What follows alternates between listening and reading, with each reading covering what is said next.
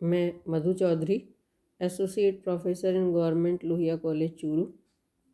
Applied entomology में आज हम general idea of damage caused by pest जारी रखेंगे।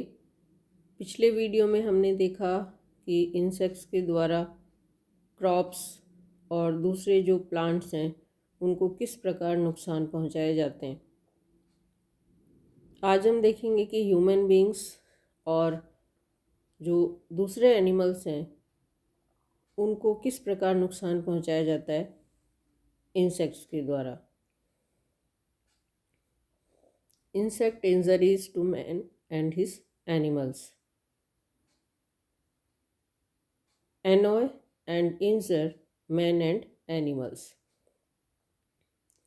किस प्रकार जो एनिमल्स हैं और ह्यूमन बींग्स हैं उनको परेशान किया जाता है और उन्हें घायल किया जाता है इंसेक्ट्स के द्वारा। There are several ways in which insects annoy and injure men and animals, both domesticated and wild.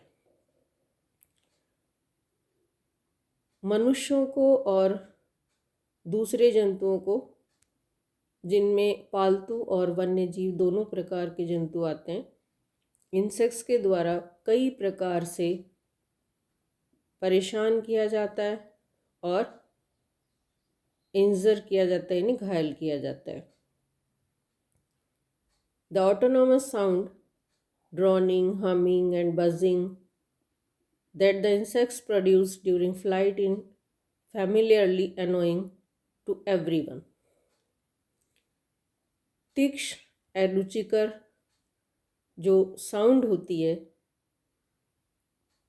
जिसमें ड्रॉनिंग है, हमिंग है, बजिंग है, वो इरिटेट करती है हर आदमी को।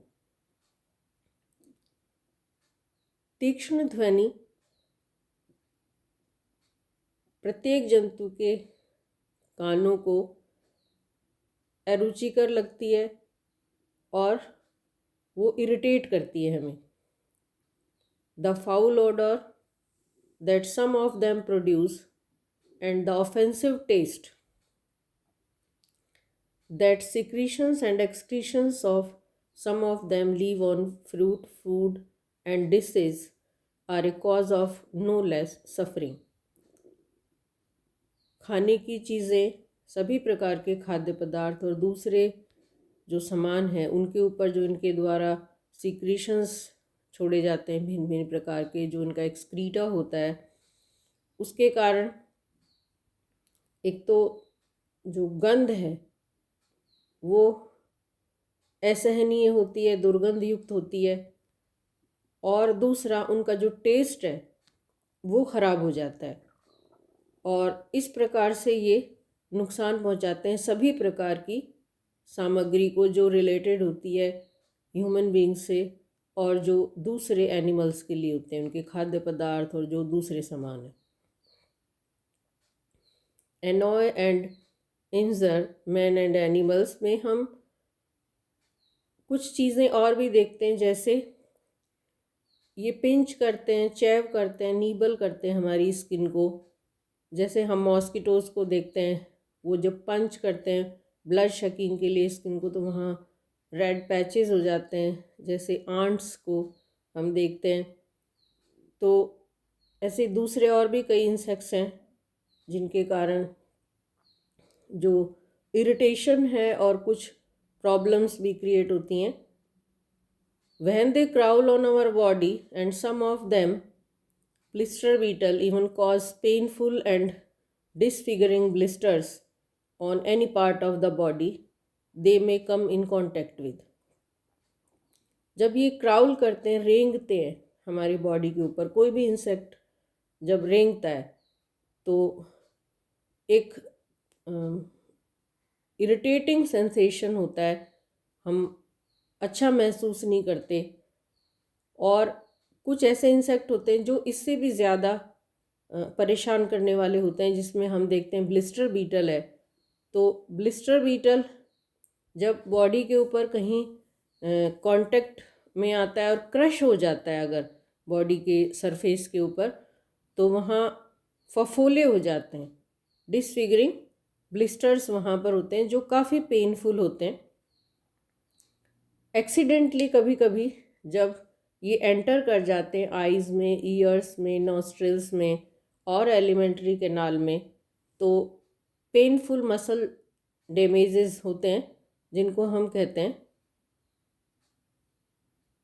मायसिस।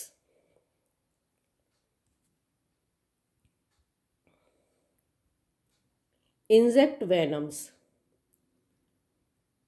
बहुत से ऐसे इंसेक्ट होते हैं जो वेनमस होते हैं और ये अलग अलग अपने बॉडी पार्ट्स के द्वारा ह्यूमन बींग्स में और दूसरे एनिमल्स में उनकी बॉडी में इंजेक्ट करते हैं अपने वेनम को। अब इनके जो इंजेक्ट करने वाले ऑर्गन होते हैं वो स्टिंग हो सकता है, जो हनी बीज में होता है, जैसे माउथ पार्ट्स हो सकते हैं, जैसे पियर्सिंग टाइप माउथ पार्ट्स है मॉस्किटोज़ में, और ये दूसरे पार्ट भी हो सकते हैं जैसे नेटलिंग हेयर्स होते हैं कुछ मोथ के लार्वा में।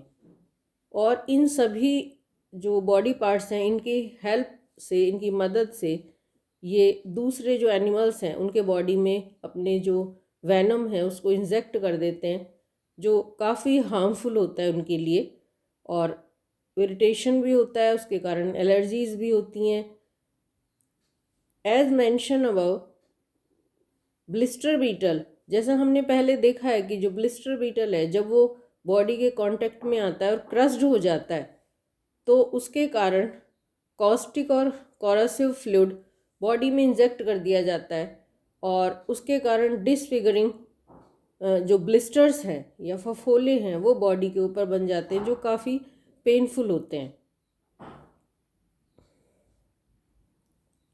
Make home in and on human and animal bodies, बहुत सारे ऐसे इंसेक्ट हैं जो एक्सटर्नल और इंटरनल पैरासाइट के फॉर्म में ह्यूमन बींग्स में और जो दूसरे एनिमल्स हैं उनकी बॉडी के ऊपर और अंदर रहते हैं, जिसमें हम जनरली देखते हैं ह्यूमन लाइस, और जो दूसरे एनिमल्स हैं उनमें बर्ड लाइस देखते हैं।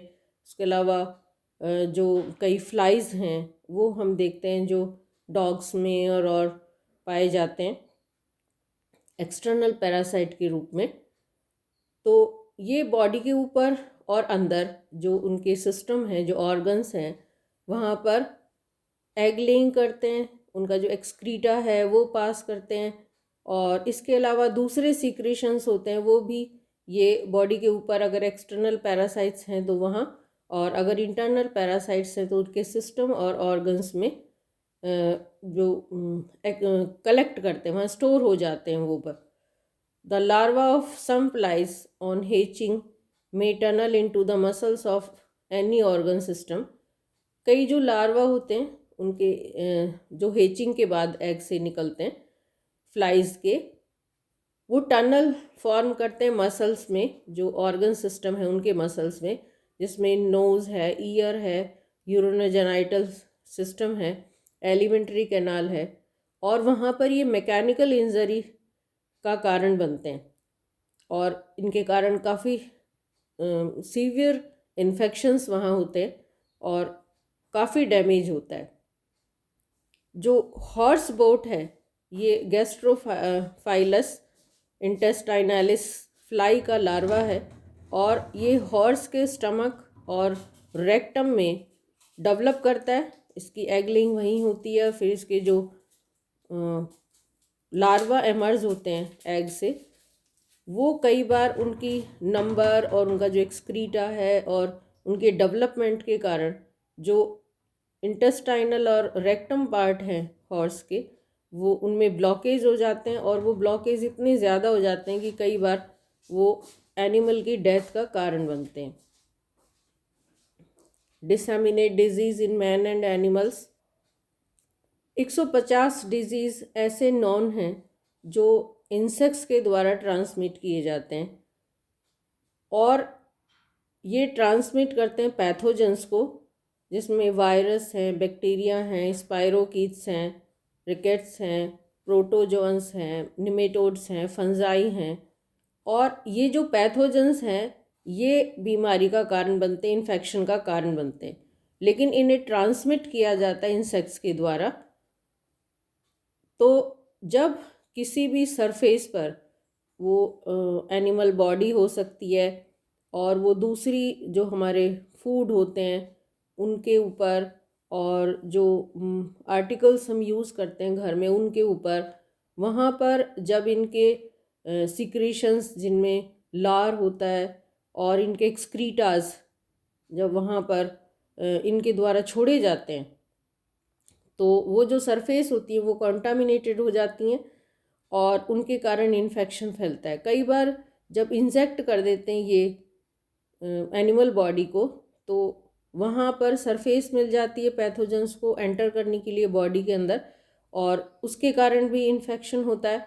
कई बार जब एक इन्फेक्टेड बॉडी में ब्लड शकिंग के लिए या फिर दूसरे मतलब जैसे बाइटिंग के लिए और वेनम इंजेक्ट करने के लिए या पर जो अलग अलग पर्पस हैं उनके लिए जब इंसेक्ट भेदते हैं एनिमल बॉडी को और वो बॉडी इन्फेक्टेड होती है तो इनके वो पार्ट जिसमें स्टिंग है, माउथ पार्ट्स हैं और ओविपोजिटर्स वो भी कंटामिनेटेड हो जाते हैं। और जब एक हेल्दी पर्सन को दोबारा इनके द्वारा उसकी बॉडी को इंजेक्ट किया जाता है या बाइट किया जाता है या कहीं ओविपोजिशन किया जाता है बॉडी में टिश्यू के अंदर, तो फिर वो हेल्दी पर्सन या वो हेल्दी एनिमल है वो भी इन्फेक्टेड हो जाता है। तो ये एक बहुत बड़ा कारण होते हैं, डिजीज़ को ट्रांसमिट करते हैं और पैथोजेंस के लिए काफ़ी हेल्पफुल होते हैं कि वो अपना इन्फेक्शन फैलाते हैं। डिस्ट्रॉयर्स ऑफ यूजफुल आर्टिकल्स, जितने भी इंसेक्ट्स हैं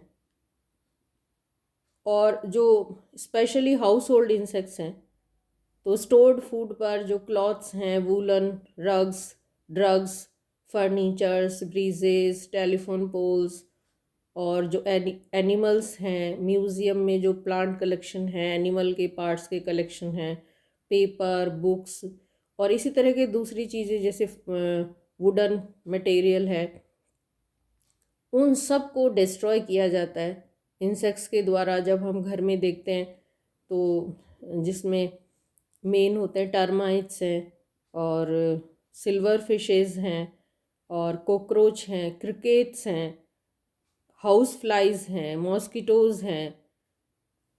इनके एक्सक्रीटा जब सरफेस के ऊपर जगह जगह छोड़ दिए जाते हैं उसके कारण इनकी जो सलाइवा होती है उसके कारण जो चीज़ें होती हैं, और कभी ये होम मेकिंग के लिए जैसे टर्माइट है वो वुडन फर्नीचर को पूरा डिस्ट्रॉय कर देते हैं। जो सिल्वर फिशेस हैं वो हमारे बुक्स को और जो क्लॉथ्स हैं उन सबको डिस्ट्रॉय कर देते हैं।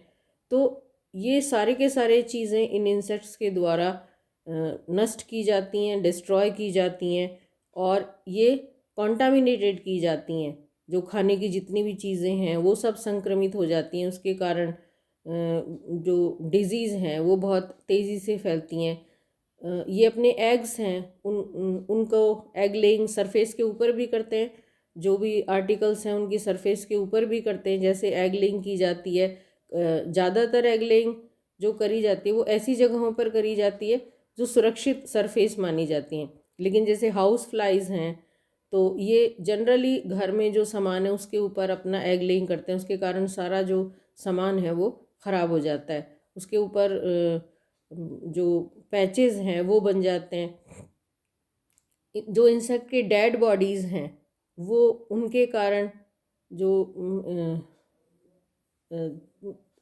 आर्टिकल्स हैं उनकी सरफेस वो भी ख़राब होती है। तो इस तरह से हम देखते हैं कि जो इंसेक्ट्स हैं वो कई तरीके से एनिमल्स को, ह्यूमन बीइंग्स को परेशान भी करते हैं, उनको नुकसान भी पहुंचाते हैं। और ये जो सारी चीज़ें हैं, स्पेशली जो डिज़ीज़ का ट्रांसमिशन इनके द्वारा होता है, बहुत सारी डिज़ीज़ इनके द्वारा ट्रांसमिट की जाती हैं, उन सबको हम तभी रोक सकते हैं जब हम जो पेस्ट हैं उनको कंट्रोल करें। और इनकी कंट्रोल करने के बहुत सारे मेथड्स हैं। हम घर में इनको स्मॉल स्केल पर यूज़ कर सकते हैं और लार्ज स्केल पर फील्ड में यूज़ कर सकते हैं। Thank you.